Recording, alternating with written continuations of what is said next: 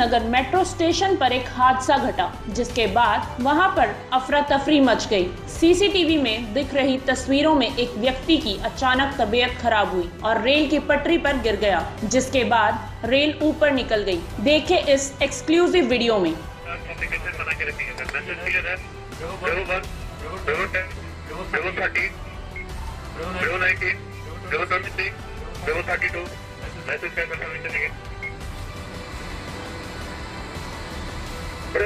आपकी सूचना प्राप्त हो चुकी है। सिनेमा